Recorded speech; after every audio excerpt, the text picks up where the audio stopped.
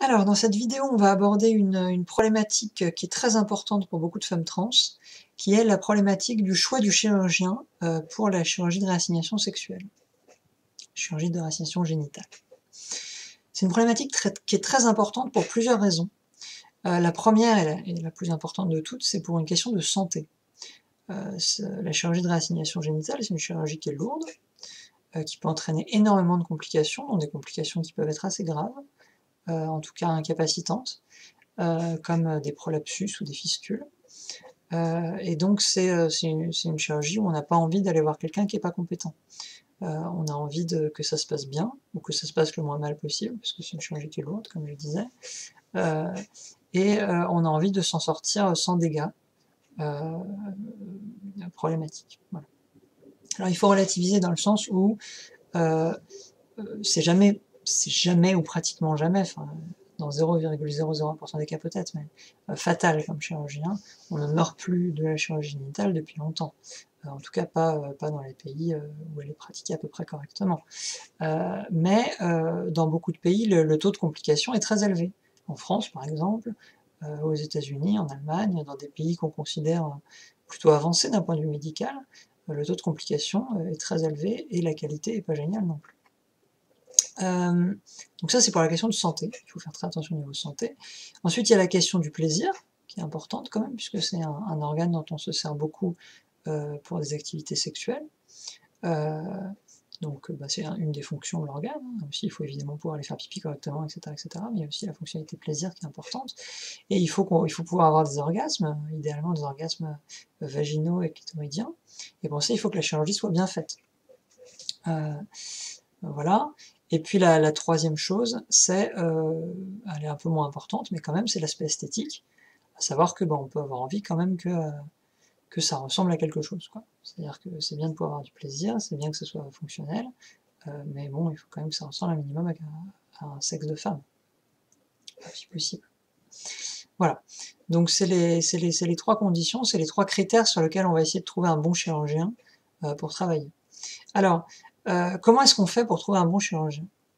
C'est vachement compliqué, parce qu'il y a une grande opacité sur les résultats des opérations. Toutes les femmes trans ont pas envie de montrer des photos, toutes les femmes trans ont pas envie de dire comment ça s'est passé pour elles, etc., etc., etc.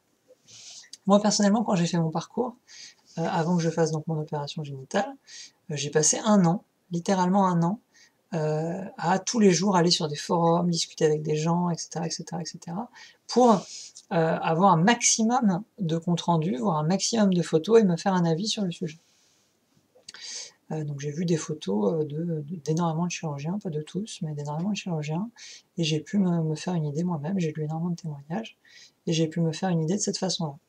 Et ce qu'il en est ressorti pour moi, et pour les autres femmes trans avec qui j'ai discuté, qui ont fait les mêmes recherches, c'est qu'il y a quelques chirurgiens qui sont au-dessus du lot. Ces chirurgiens, c'est Brassard au Canada, Supporn en Thaïlande, et Chetaout en Thaïlande. Alors avant d'aller plus loin, on peut se dire, mais c'est bizarre.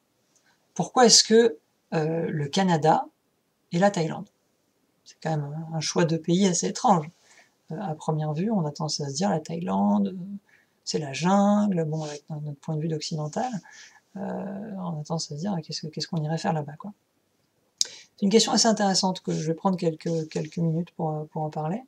C'est la même raison qui fait que pour les phalloplasties, pour les transitions FTM, on va vouloir aller en Serbie. On se dit la Serbie, mais pourquoi la Serbie? Qu'est-ce qu'il y a de mieux en Serbie? C'est des pays, tout simplement, où il y a eu des pionniers il y a très longtemps, des médecins pionniers, qui ont officié pendant un certain temps, et qui ont pris donc des élèves, qui ont fait perdurer leur talent. Et c'est d'autant plus flagrant en Thaïlande, qu'en Thaïlande, la chirurgie de réassignation génitale est carrément enseignée en faculté de médecine. Ce qui fait que la Thaïlande a une avance extraordinaire sur le reste du monde en termes de qualité de chirurgie génitale, simplement parce que là-bas, il y a une place qui est accordée à cette chirurgie au niveau médical.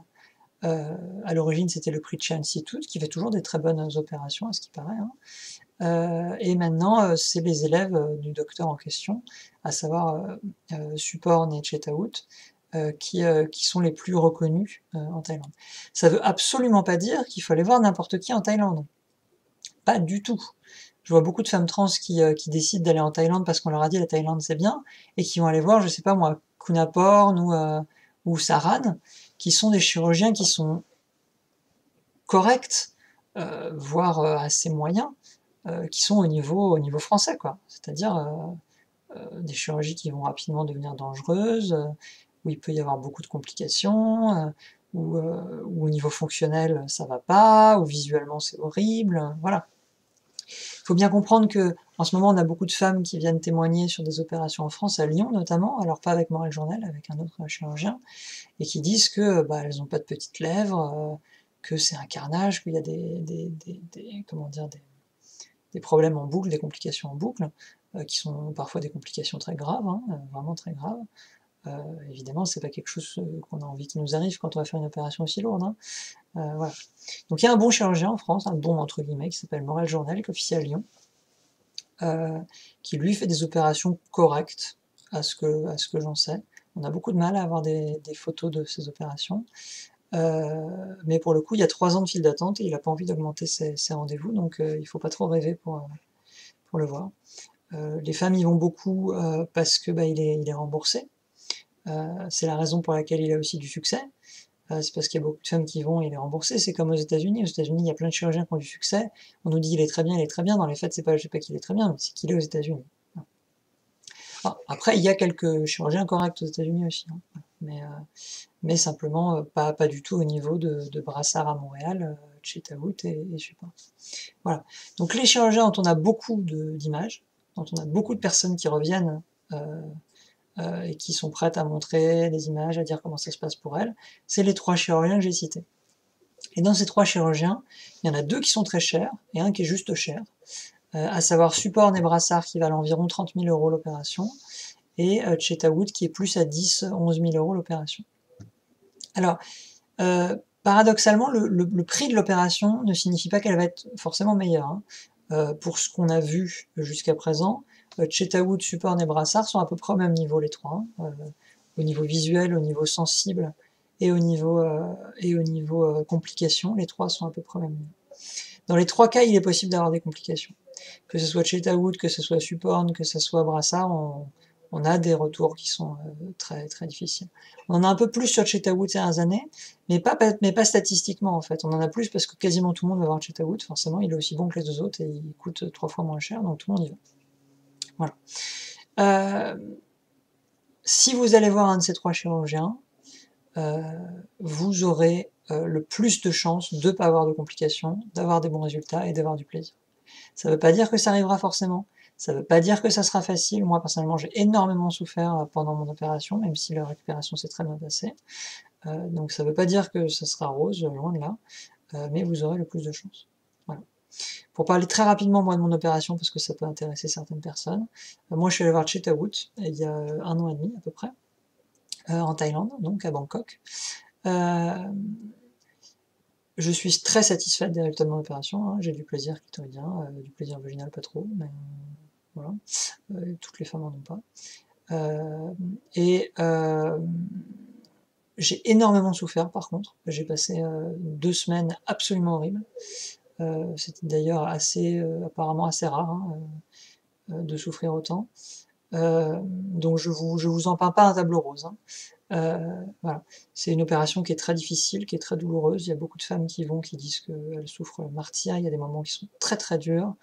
On ressort pas toutes avec quelque chose de joli ou voilà, hein, il faut pas se leurrer non plus, hein. Mais simplement, moi quand je me regarde dans la glace, je vois maintenant un sexe de femme, je vois une vulve normale avec des petites lèvres, un capuchon clitoridien. Voilà, enfin une vulve normale. Quand j'écarte les petites lèvres, c'est normal. Je fais pipi normalement. Comment dire, c'est la normalité. C'est pas plus beau, c'est pas moins beau, c'est pas plus efficace qu'une femme cisgenre, c'est pas moins efficace qu'une femme cisgenre, c'est juste la normalité. Ça ressemble à d'autres vulves que j'ai vues dans ma vie, et généralement c'est ce qu'on cherche quand on va voir ce genre de chirurgien. Voilà. Moi personnellement, je vous conseille fortement d'aller voir ces 3 chirurgiens, mais je vous conseille comme toujours de vous informer par vous-même Et si vous voulez, en plus de mes vidéos, aller parler à des femmes trans de divers horizons, aller voir des Reddit, aller voir des forums, etc., etc., etc., pour densifier vos sources d'information, faites-le. C'est très important d'être très bien informé quand on fait ce genre de chirurgie. Voilà. N'oubliez pas d'aller voir le forum AskYukiSan si vous avez besoin d'infos. On répond très très vite et on argumente. Voilà. J'espère que ça vous aura été utile et à la prochaine pour une prochaine vidéo.